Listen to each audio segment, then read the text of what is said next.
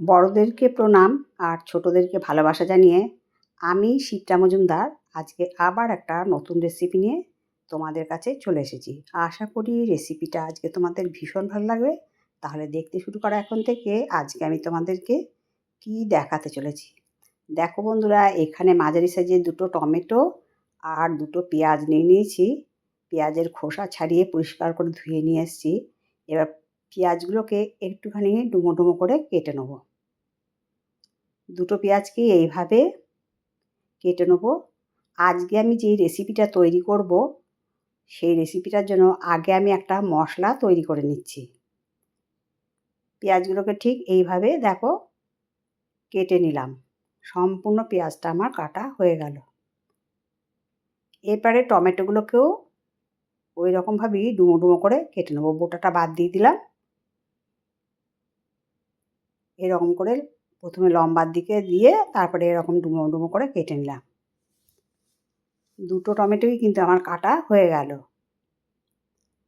এবার দেখো একটা মিক্সিং জার নিয়ে নিয়েছি। মিক্সিং জারের মধ্যে আমি কিন্তু প্রথমে সম্পূর্ণ টমেটোটা দেব না, এখান থেকে অর্ধেক টমেটো আর অর্ধেক পেঁয়াজ দিয়ে একটু পেস্ট করে নিয়ে আসব। আর কিছুটা রেখে দিলাম টমেটো। দেখো টমেটো আর পেঁয়াজের পেস্টটা করে নিয়েছি। এরপরে বাদ বাকি যে টমেটোটা ছিল তার সাথে ওই মিক্সিং জারের মধ্যে পেঁয়াজ আর টমেটোটা একসাথে সম্পূর্ণটা দিয়ে দিলাম।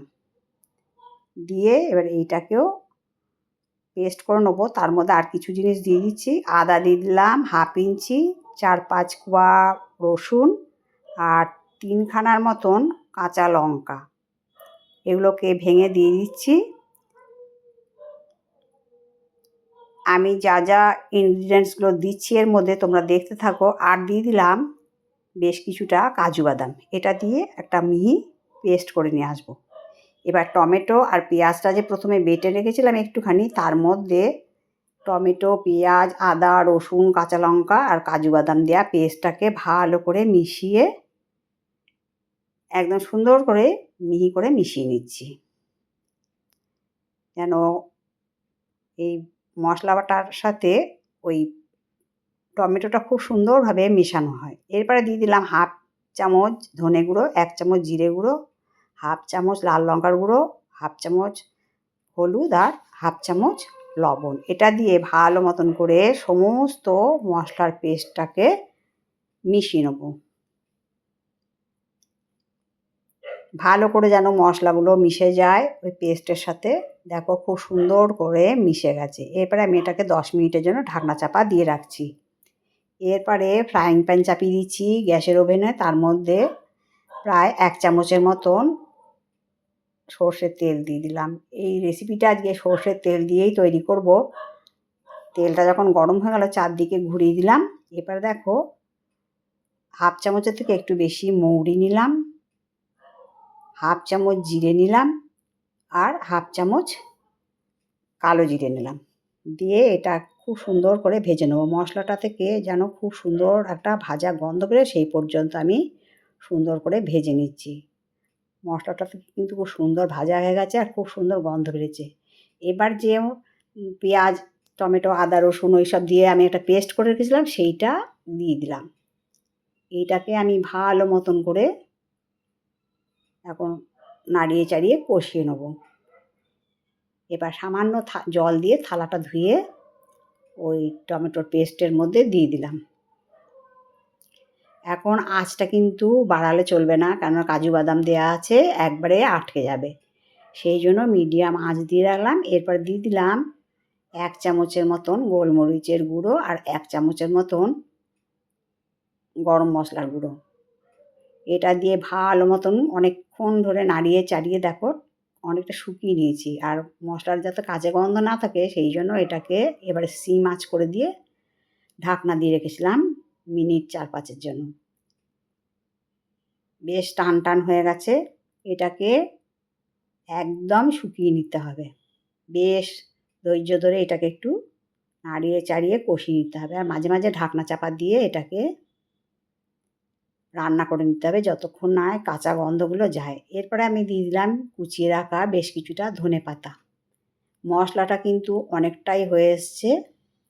একদম আমাকে এটাকে ড্রাই করে নিতে হবে। ধনেপাতা দিয়ে ভালো করে নাড়িয়ে চাড়িয়ে সুন্দর করে আমি এটাকে কষিয়ে নেব। ধনেপাতাগুলো এই ফাঁকে সুন্দর সেদ্ধ হয়ে যাবে। এইভাবে নাড়াতে নাড়াতে দেখো একটা মন্ডের মতন হয়ে যাচ্ছে। এরপরে দিয়ে দিলাম 1 চামচের মতন লেবুর রস। এটা পাতিলেবুর রস দিয়েছি। দিয়ে ভালো মতন করে নাড়িয়ে চাড়িয়ে কষিয়ে নিচ্ছি। তোমরা যদি লেবুর রস না দিতে চাও তাহলে এর মধ্যে আমচুর পাউডারও দিয়ে দিতে পারো। দেখো যখন একদম ড্রাই হয়ে গেছে তারপরে আমি একটা প্লেটের মধ্যে নামিয়ে নিলাম। এরপরে দেখো আমি একটা বাটির মধ্যে 6 পিস একটু বড় সাইজের পটল নিয়ে নিয়েছি। এবারে এটাকে একটু চেঁছে নিতে হবে খোসাগুলোকে। সম্পূর্ণ পটলগুলোকে আমি একটা একটা করে খোসাগুলোকে চেঁছে নেবো। দেখো প্রত্যেকটা খোসা ছাড়ানো হয়ে গেছে, খোসাগুলো চেঁছে নেওয়া হয়ে গেছে। এবার দুপাশ দিয়ে আমি বোটাগুলোকেও কেটে নিয়েছি। আর একটা করে পটল জলের মধ্যে দিয়ে দিচ্ছি। পরিষ্কার করে আবার ভালো মতন করে খোসাগুলোকে পরিষ্কার করে নিতে হবে। এরপরে আমি একটু চিড়ে দেবো। দেখো খুব সাবধানে পেটটাকে চিড়ে দিতে হবে, যেন না ওফার হয়ে যায়, মানে দুআধখানা যেন না হয়। দেখো আমি পটলগুলোকে কচি নেওয়ারই চেষ্টা করেছি। প্রত্যেকটা পটলকে আমি পেটগুলোকে ফাঁকা করে চিড়ে দিয়েছি। এরপরে 1/2 চামচ লবণ দিয়ে দিলাম আর অল্পখানিক হলুদ দিয়ে পটলগুলোকে খুব সুন্দর করে মাখিয়ে নেব। তারপরে বেশ কিছুক্ষণ আমি রেস্টে রেখে দেবো একটুখানি পটলগুলোকে নরম হয়ে যাওয়ার জন্যে। দেখো খুব সুন্দর মাখানো হয়ে গেছে। এবার একটা ঢাকনা চাপা দিয়ে রেস্টে রেখে দিলাম। যাই হোক এদিকে মশলাটা যে করে নিয়েছিলাম সেটাও ঠান্ডা হয়ে গেছে। আর দেখো পটল থেকে বেশ কিছুটা জল বেরিয়ে গেছে।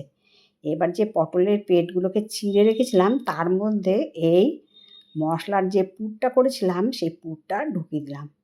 বন্ধুরা আজকে আমি একদম নতুন পদ্ধতিতে পটলের পুর তৈরি করে তোমাদেরকে দেখাচ্ছি। আর তোমাদেরকে রিকোয়েস্ট করব, অনেক রকম করেই তোমরা খেয়েছো, একবার অন্তত এইভাবে পটলের পুর তৈরি করে খেও।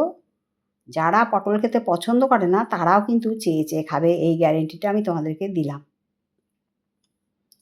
পটলের তো নানা রকম রেসিপি আমরা তৈরি করে খাই, একবার অন্তত এইভাবে তৈরি করো। সমস্তটা তৈরি করা হয়ে গেছে, পুর ভরা হয়ে গেছে। এরপরে আমি এখানে প্রায় 1.5 টেবিল চামচের মতন সর্ষের তেল নিয়েছি। দিয়ে এবার একটা একটা করে পটলের পুর যেগুলোকে ভরে রেখেছিলাম সেইগুলোকে সম্পূর্ণটা ওই ফ্রাইং প্যানের মধ্যে দিয়ে দিয়েছি। ফ্রাইং প্যানটা কিন্তু আমি পরিষ্কার করে আবার ধুয়ে নিয়ে এসেছিলাম। এবারে সম্পূর্ণ 6 পিস দেওয়ার পরে আমি খানিকক্ষণ সময়ের জন্য ঢাকনা চাপা দিয়ে রাখলাম। এবার ঢাকনা খুলে পটলগুলোকে ধীরে ধীরে একটা চামচের সাহায্যে ওলট পালট করে দিতে হবে, যেন খুব সুন্দর সুসিদ্ধ হয়। এর মধ্যে কিন্তু কোনো রকম জলের ব্যবহার করা চলবে না। এরকম ওলট পালট করে খুব সুন্দর করে এইভাবে পটলের পুরগুলোকে ভেজে নিতে হবে। বন্ধুরা আজকের আমার পটলের পুর রেসিপিটা একটুও স্কিপ করবে না, তাহলে কিন্তু বুঝতে পারবে না আমি কিভাবে এত সুন্দর পটলের পুর একদম নতুন পদ্ধতিতে তোমাদেরকে তৈরি করে দেখালাম।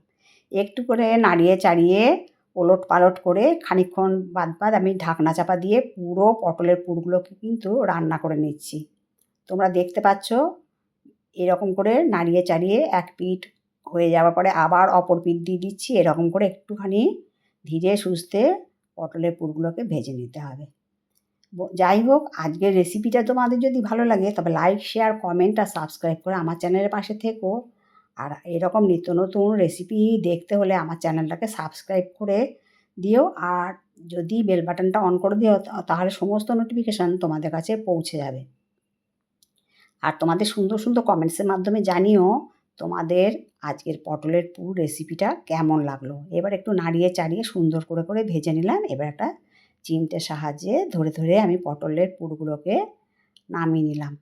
বন্ধুরা তোমাদের সুন্দর সুন্দর কমেন্টস পেলে কিন্তু আমি আরেকটা রেসিপি তৈরি করতে অনেক উৎসাহ পাই।